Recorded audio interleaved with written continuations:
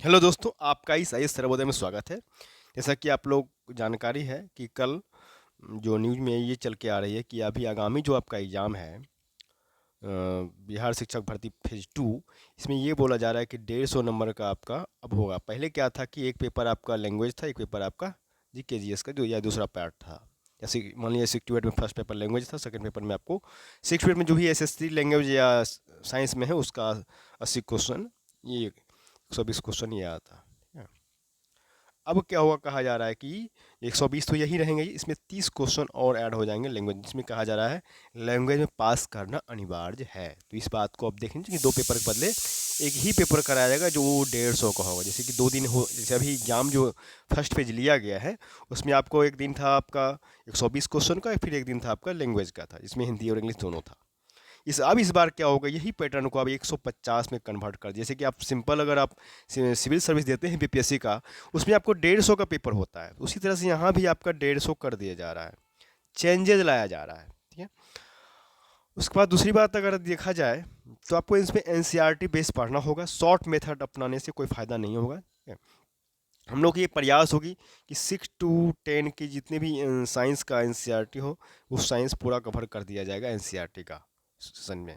ये आपका 6 का क्लास का भी केमिस्ट्री चल रहा है, इसका जस्ट इसका बायो होगा, फिर 7 पे चलेंगे, 8 9 10 बारी बारी से ये चीज़ें 6 to 10 जाएगा। इसलिए का आपको ध्यान देने की ज़रूरत है। जो भी आगामी अगर 70वीं बीपीएससी की बैच बात कर रहे हैं तो ये हमारा छठ के बाद स्टार्ट होगा। तत्काल आप इसको एनसीईआरटी का जितने भी सेशन पुराने भी हुए हैं उसको भी देखना है, आगे भी हो रहे हैं उनको भी देखना है, क्योंकि इससे पहले भी 6 का हिस्ट्री को क्लियर हो चुका है, 7 का हिस्ट्री पे चल रहा है, ये फिर साइंस का भी पोर्सन है, इसे साइंस में भी हम लोग चल रहे हैं। इसलिए जितने भी हुए हैं उसको आप प्लेलिस्ट, कुछ लोगों का डिमांड ये रहता है कि प्लेलिस्ट का, तो मैंने 6 का एनसीईआरटी लिखा हुआ है, प्लेलिस्ट बना हुआ है, उसमें 6 के जितने भी एनसीईआरटी हैं सबका एक साथ कवर होगा। फिर 7th का क्लास का एनसीईआरटी जितने भी हैं उसका एक साथ कवर होगा, तो उसको आप देख सकते हैं। चाहिए क्लास बाय क्लास का एक प्रोफाइल बना हुआ है प्लेलिस्ट में, वो देख सकते हैं। 6 का एनसीईआरटी जितने 6 के होंगे, हिस्ट्री ज्योग्राफी पॉलिटी जितने सभी एक साथ, 7 के जैसे हिस्ट्री ज्योग्राफी साइंस एक साथ हो जाएंगे। ठीक है। प्लेलिस्ट बना हुआ है, किस लोगों का कमेंट था।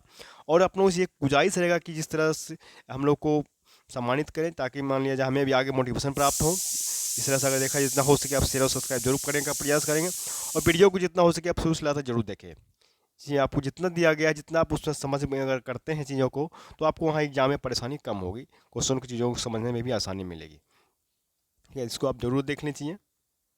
जहाँ तक वैकेंसी की बात है कि आज कहा जा रहा है कि आज हो सकता है संभव हो, यार देखिए अब कब तक संभव होती है, क्योंकि कहा जा रहा है कि फर्स्ट फेज में भी 1,10,000 ही नियुक्तियाँ मिल पाई हैं, 10,000 सीट अभी खाली हैं।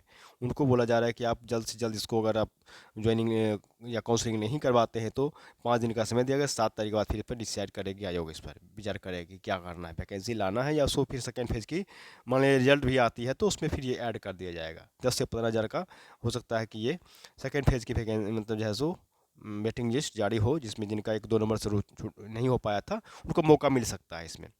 तो ये 7 तारीख के बाद होगा, 5 दिन का आयोग वेट करेगा कि वो ज्वाइन करता है या नहीं ज्वाइन करता है, तो उसके बाद फिर आपको आयोग जो है ये डिसीजन लेगी कि अगला वैकेंसी में ऐड करना है या मान लिया जाए फिर नहीं, या वेटिंग लिस्ट जो थे बचे हुए उनको फिर मौका मिलेगा, तो 2-3 नंबर जिनका कम हुआ था उससे नहीं हो पाया था उनका ये सिलेक्शन हो जाएगा। तो आप लोग भी घबराएं नहीं, बाकी आप तैयारी पर फोकस करें। ठीक है। अब तो 150 नंबर का हो जाएगा चाहिए। ठीक है। चलिए चलते हैं। ये 6 का हमारा 6 चैप्टर भी है और 6 क्लास के बायो केमिस्ट्री भी है। हमारे चारों के जो परिवर्तन है उसके बारे में कहा जा रहा है। चाहिए किसी वस्तु या पदार्थ के गुणों में अंतर आना परिवर्तन कहलाता है। देखिए क्या करता है, किसी पदार्थ या वस्तु या पदार्थ में जो के गुणों में जो अंतर आ रहा है, डिफरेंस आ रहा है, उसी को हम क्या कहते हैं, ये परिवर्तन के। जैसे पत्ती का जो रंग बदल जाता है, वो दूध से दही बन जाता है, दूध से जब दही बनेगा तो क्या होगा, ये परिवर्तन हो जाएगा चीज़ें। पत्ती का रंग बदल जाएगा तो क्या हो जाएगा, परिवर्तन हो जाएगा चीज़ें। आटे को हम गूंथ देंगे, रोटी बना लेंगे तो परिवर्तन हो गया। हमारे आसपास तरह के बहुत सारे तरह के परिवर्तन होते रहे। जैसे कहा जाता है कि परिवर्तन एक नियति की तरह है। परिवर्तन 2 प्रकार का होता है। कौन कौन सा प्रक्रिया है, एक है उत्क्रमणीय है, एक है आपका क्या, तो एक है आपका उत्क्रमणीय, दूसरा अनुत्क्रमणीय है। हमारे चारों ओर बहुत से परिवर्तन देखते आप लोग देखते होंगे होते हुए। खेतों में फसलें समयानुसार बदलती रहती है, पत्तियां भी रंग बदलती है और सूख कर पेड़ों से गिर जाती है, फूल खिलते हैं और फिर मुरझा जाते हैं। पदार्थों को गर्म करके या किसी अन्य पदार्थ के साथ मिश्रित करके उनमें परिवर्तन लाया जा सकता है।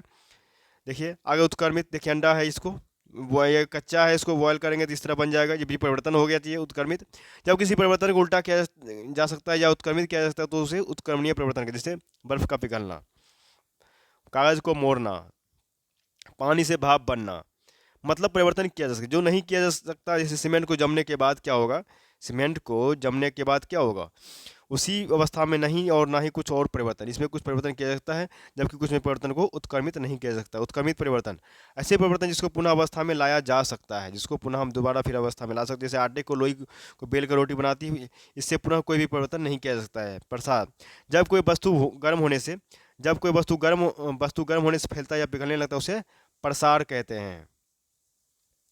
संकुचन, जब किसी वस्तु को गर्म किया जाता है तो ये फैल जाता है और ठंडा होने पर सिकुड़ जाता है, इसे ही संकुचन कहते हैं। आवर्ती परिवर्तन, वह परिवर्तन जिसकी नियमित समय अंतरालों के बाद पुनरावृत्ति होती है। जैसे सूरज का उगना, जैसे क्या है, तो सूरज का उगना और अनावर्ती परिवर्तन, वह परिवर्तन जिनकी नियमित समय अंतरालों के बाद पुनरावृत्ति नहीं होती है। गलन क्या होता है, तो गलन किसी ठोस को उष्मा देते रहने से पर एक ऐसी स्थिति आती है जब उष्मा में वृद्धि करने पर भी तापमान अपरिवर्तित रहता है, तथा क्या होगा कि ठोस क्या है, तो ठोस द्रव अवस्था में परिवर्तित होने लगता है। ठोस में के द्रव में परिवर्तित होने की क्रिया जो है गलन कहलाती है। किसी वस्तु का किसी निश्चित तापमान पर द्रव अवस्था में परिवर्तित होना गलन कहलाता है। आगे बात करेंगे, वाष्पन क्या है, तो वाष्पन के बारे में अगर बात करें, कहा जाता है जब किसी द्रव को गर्म किया जाता है अर्थात ताप दिया जाता है तो वह तत्व या यौगिक अपनी द्रव अवस्था से वाष्प अवस्था में बदल जाता है। द्रव का वाष्प अवस्था परिवर्तन को वाष्पन कहते हैं। वाष्पीकरण के कारण द्रव का ताप कम हो जाता है तथा तथा जो है सो जब किसी द्रव को दिया जाने वाला ताप का मान बढ़ाया जाता है तो वाष्पीकरण का मान भी बढ़ता जाता है। जल को उसके वाष्प में परिवर्तन करने की प्रक्रिया को वाष्पन कहते हैं। जैसे सूर्य के प्रकाश से जल गर्म होकर वाष्पन द्वारा धीरे धीरे वाष्प में बदलने लगता है। भौतिक और रासायनिक परिवर्तन, भौतिक परिवर्तन की अगर बात करेंगे तो क्या, जिस परिवर्तन के बाद कहा जा रहा है, जिस परिवर्तन के बाद किसी नए पदार्थ का निर्माण न हो तो उसे भौतिक परिवर्तन कहते हैं। ज़्यादातर भौतिक परिवर्तन को उत्क्रमित किया जा सकता है, जैसे बर्फ का पिघलना, गुब्बारे का फूलना आदि। जब बर्फ पिघलती है तो इससे क्या होगा, जब बर्फ पिघलती है तो इससे किसी भी नए पदार्थ का निर्माण नहीं होता है। जब बर्फ में भी पानी के ही अणु होते हैं और तरल पानी में वही अणु होते हैं जब आप कागज़ को मोड़कर नाव बनाते हैं तो किसी नए पदार्थ का निर्माण नहीं होता है। रासायनिक परिवर्तन, देखिए परिवर्तन भी आ गया, रासायनिक परिवर्तन में आ गए हम लोग। जिस परिवर्तन के बाद क्या है, जिस परिवर्तन के बाद किसी नए पदार्थ का निर्माण होता है तो उसे रासायनिक परिवर्तन कहते हैं। ज़्यादातर रासायनिक परिवर्तन को उत्क्रमित नहीं किया जा सकता है। उदाहरण मोमबत्ती का जलना, लोहे में जंग लगना, भोजन का पकना आदि। आप शायद जानते होंगे कि जब भी किसी पदार्थ का दहन होता है तो उससे इस पदार्थ के ऑक्साइड बनते हैं, यानी नया पदार्थ बनता है। भोजन को पकाने पर भी नए पदार्थों का निर्माण होता है। लोहे में लगा हुआ जंग, लोहे का ऑक्साइड होता है, यानी जंग लेने पर नया पदार्थ बनता है।